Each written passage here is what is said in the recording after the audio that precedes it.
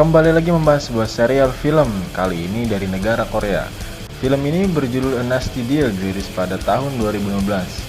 Film ini menceritakan perjuangan seorang istri mencari biaya untuk pengobatan mata suaminya yang buta. Dia pun berhasil mendapatkan pendonor, tapi sayangnya pendonor tersebut meminta imbalan yang setimpal.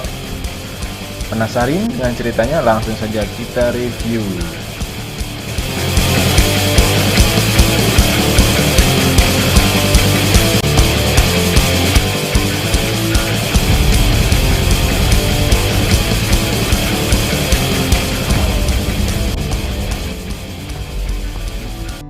Di awal film, ini menunjukkan seorang pria yang bernama Harim. Dia sedang melukis istrinya yang sedang tidak memakai busana, layaknya seperti film Titanic. Aduh, lala guanan si Harim. Kemudian mereka dikejutkan dengan lampu ruangan itu yang tiba-tiba berkedap-kedip layaknya film horor.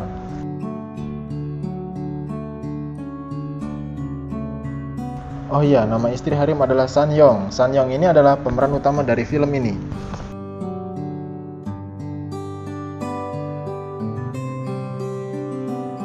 Sesudah melukis, Harim mengatakan istrinya ke tempat kerjanya. Sanyong ini bekerja di salah satu toko kosmetik. Saat sedang bekerja, kemudian muncul seorang wanita yang bernama Kim. Sebenarnya dulu mereka adalah sahabat baik, namun sekarang mereka bermusuhan dikarenakan dulu sebelum Harim menikah dengan Sanyong, Harim ini adalah pacar Kim dan direbut oleh Sanyong. Awal mereka berjumpa saat Kim sedang bercocok tanam dengan Harim.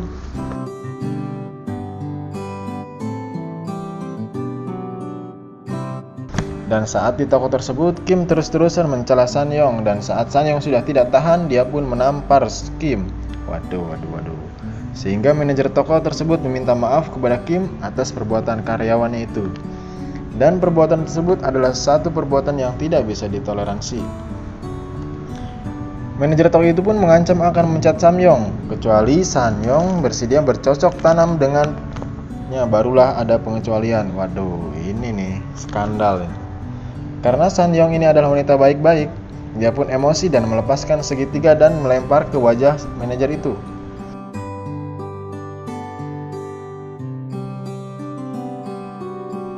Akibat perbuatannya tersebut tadi, kini Sanyong sudah tidak memiliki pekerjaan dan kesialannya tidak sampai di situ.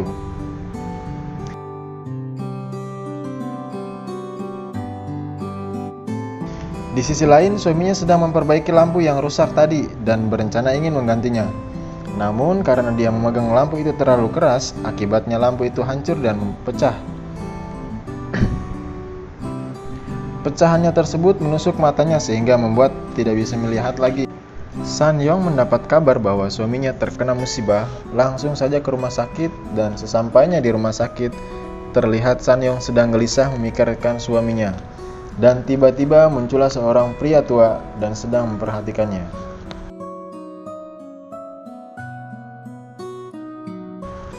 Kemudian Sanyong dipanggil dokter, dan dokter mengatakan bahwa mata suaminya sudah rusak dan jalan satu-satunya hanyalah dengan mencari pendonor mata. Dan tentunya biaya yang dibutuhkan sangat mahal. Sanyong tampak semakin berputus asa mendengar hal tersebut. Setelah itu, tampak Harim yang marah dan menangis setelah tahu kebutaan yang dialami. Dan di sisi lain, kakek yang tadi kembali memperhatikan mereka dan mencoba memahami keadaan yang mereka alami.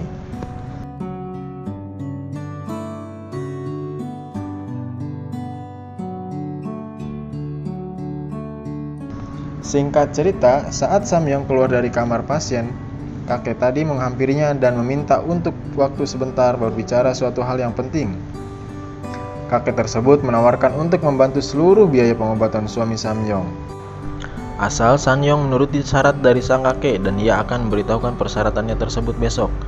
Sanyong yang sedang dalam masalah keuangan sangat senang mendengar hal tersebut dan segera memberitahukan kepada suaminya bahwa ada seorang kakek yang baik yang siap membantu permasalahan mereka.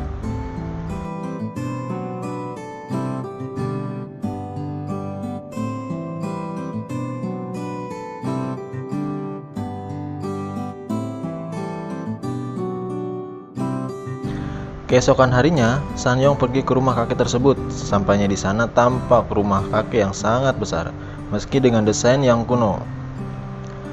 Kakek pun segera memberitahukan persyaratan tersebut, dan kakek mengatakan bahwa dia telah lama mengidap penyakit kanker sehingga mengakibatkan pengaruh terhadap burung perkututnya yang sudah lama tidak bisa berdiri tegak. Wow. Samyong yang tampak ragu mendengar persyaratan tersebut mengatakan bahwa ia butuh waktu untuk memikirkan terlebih dahulu. Sanyong pun pulang ke rumah, dan sesampainya di rumah dia melihat suaminya yang begitu gembira karena berpikir kebutuhannya akan segera sembuh. Sanyong pun merasa iba melihat hal tersebut.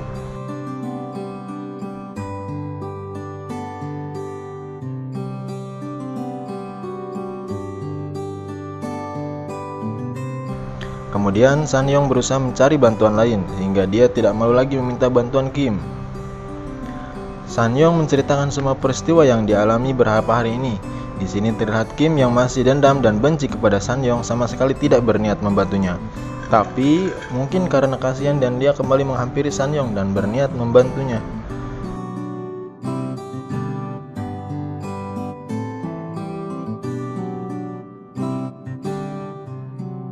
Karena Kim tidak memiliki uang sebanyak itu, mereka berdua pergi ke rumah kakek tadi.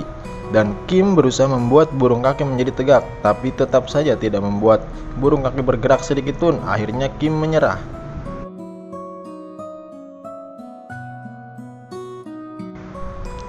Keesokan harinya, sang kakek memanggil seorang notaris dan membuat surat pernyataan menyerahkan harta kepada Sanyong jika dia berhasil membangkitkan burungnya. Di sini membuktikan bahwa sang kakek tidak main-main dengan janjinya, dan surat itu akan diserahkan setelah Sanyong berhasil melakukannya.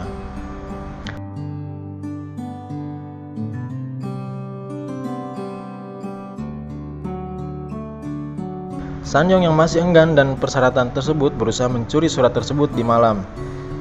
Tapi kakek sudah terlebih dahulu mengetahui hal tersebut. Karena sudah merasa tidak ada pilihan lain, Sanyong berusaha memancing nafsu si kakek dengan menari layaknya penari Bigo Live. Namun tetap saja tidak menghidupkan burung si kakek.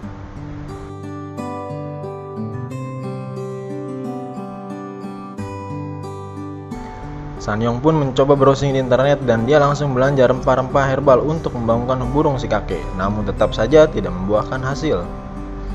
Hingga suatu ketika saat dia sedang pulang berbelanja, ada seorang kakek-kakek yang melihat dan mengetahui rempah-rempah yang dia beli itu adalah untuk permasalahan pengencrotan. Kakek tersebut memberitahukan cara pemakaian yang benar. Dan benar saja, burung si kakek langsung tegak dan siap untuk bertempur.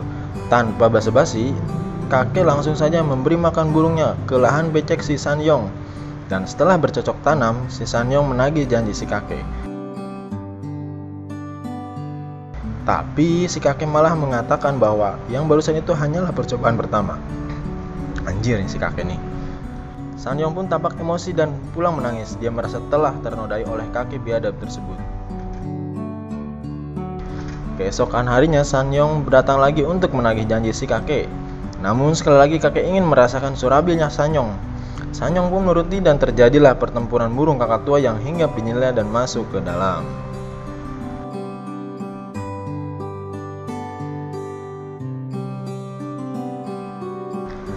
Setelah bercocok tanam, kakek cabul itu langsung lupa dengan janjinya.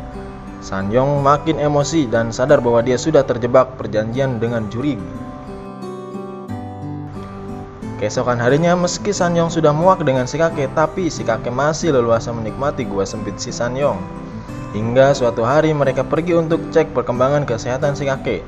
Dan ternyata dokter mengatakan bahwa penyakit si kakek sudah sembuh total.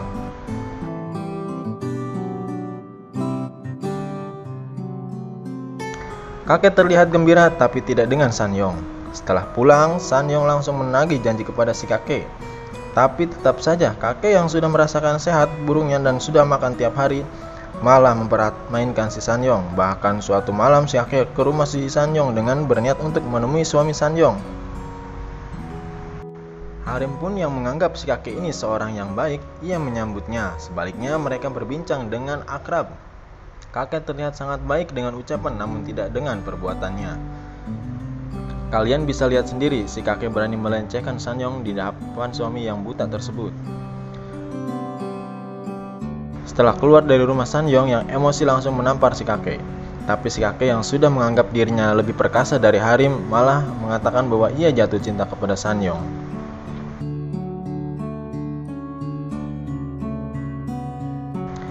Keesokan harinya, Sanyong pergi menemui Kim. Dia meminta pendapat agar bisa terbebas dari si kakek iblis itu. Kim pun memberikan saran yang sangat brilian. Dan setelah itu Sanyong pergi ke rumah kakek dengan pura-pura jatuh cinta kepada si kakek. Dan ia mengatakan bahwa sudah bosan hidup dengan orang buta yang tidak berguna.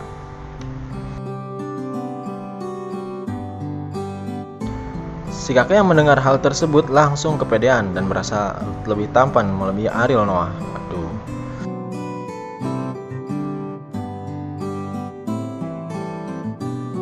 Tanpa basa-basi langsung saja mengenjot Sanyong di sofa, kemudian pindah ke dapur dan pindah lagi ke kamar.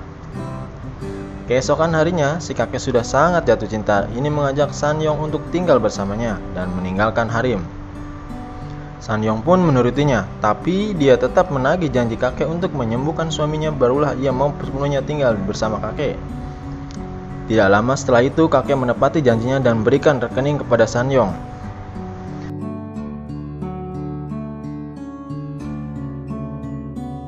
Sanyong pun segera pulang dan beritahukan suaminya bahwa besok hari dia sudah pergi ke luar negeri untuk mengobati matanya dengan biaya yang diberikan oleh si kakek tersebut. Shin berpindah ke rumah kakek. Samyong datang ke rumah kakek dengan membawa koper besar. Dia menepati janjinya untuk tinggal bersama kakek tersebut. Kakek yang terlihat bahagia seperti di atas awan karena bisa memiliki Sanyong seutuhnya.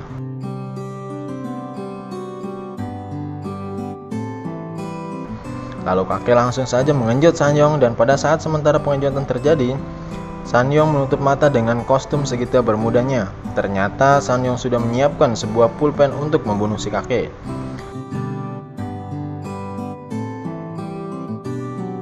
Sanyong pun menusuk dada dan kepala si kakek sehingga si kakek terjun itu tewas dalam kenikmatan.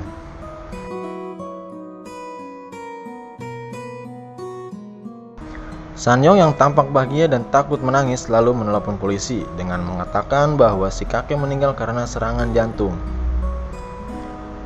Beberapa waktu kemudian ternyata Sanyong menunggu suaminya di bandara. Benar saja, suaminya sudah bisa melihat kembali.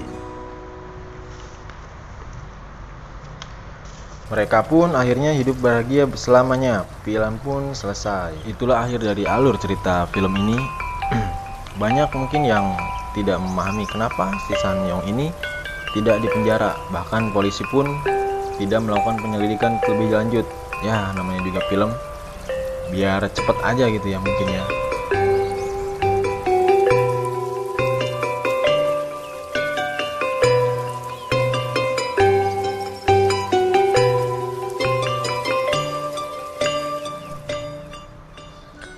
Pesan yang dapat kita ambil dari film ini, jagalah burung kalian supaya tetap bisa tegak berdiri. Jangan sampai seperti kejadian si kakek ini yang akhirnya merugikan semua orang. Ya sebenarnya sih masih ada untungnya juga buat si Sanyong dan suaminya. Tapi terlepas dari itu, tetap saja itu tindakan yang kurang baik dan tidak benar.